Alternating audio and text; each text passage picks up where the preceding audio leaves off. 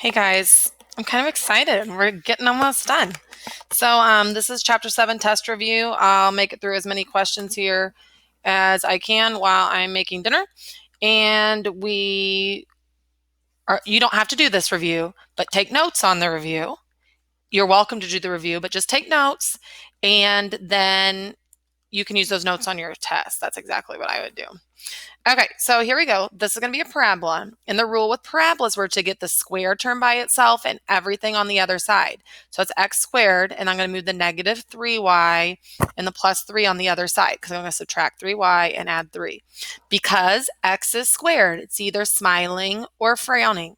Those are your two choices. So that means I can get rid of this guy. Okay, now you have to take out the number in front of the y, which is a negative 3.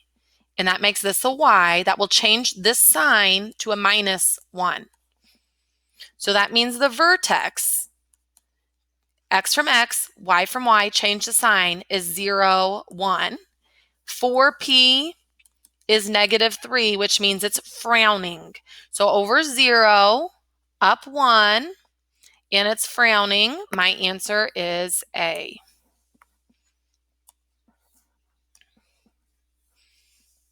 Okay? Next one. We're going to find all the parts. X squared is already by itself. There's no parentheses here. So my vertex is 0, 0. Oh, sadness. Son of a biscuit. Okay. Number lock was on. Sorry. Who turns number lock on? Stupid idiots. Okay. So check answer. Yay. All right. The focus comes from the P. 4P is the number in front of the non-square term. So 4P equals 4 and P equals 1 after I divide by 4. You count that from the vertex, which is 0, 0. Since x is squared, it's going to be smiling.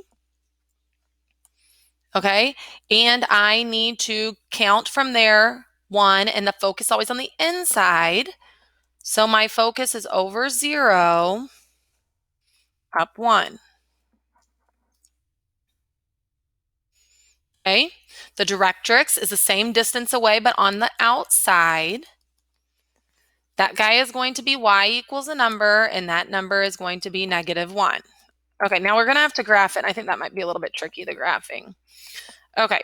Oh, good. It's multiple choice. Great. So it's 0, 0, up 1. And we got to make sure it's going to be one of these two.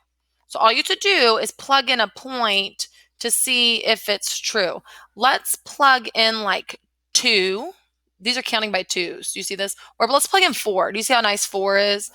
If you plug in 4 for x, so it'd be 16 because that's 4 squared equals 4y.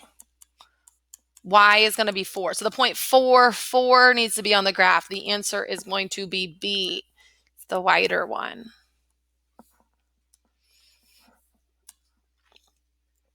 Okay, we're going to find an equation of a parabola here.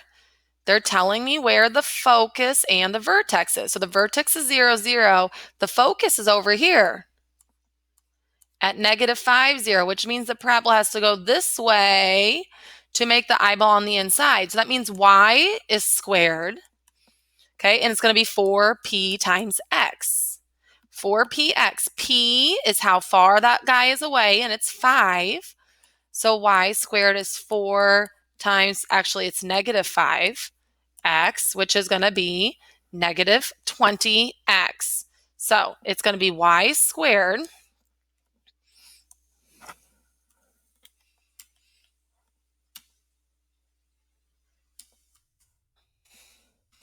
that distance is actually negative. Well, the distance is a -5, but p was -5.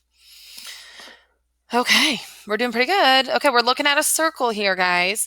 And the center of the circle is going to be at 0, 0 because there's no parentheses.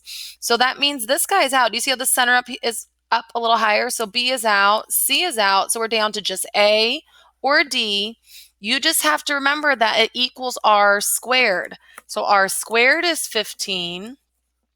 The square root of 15 is about 3.87. So the radius is about 3.87, and this one is going by ones, thankfully. So which one of these looks like it's going about 3.87? I think the answer is A.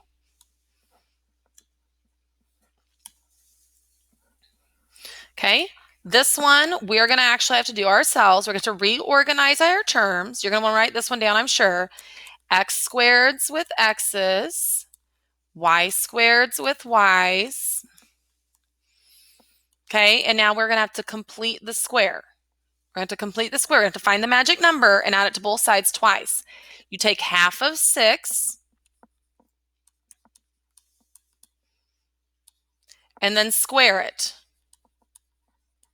Half of 6 is 3. 3 squared is 9. So I'm going to put a plus 9 there, and I'm going to put a plus 9 here. Then you're going to do the same thing here. Half of 16 is 8. 8 squared is 64. Whatever you do to one side, you do to the other.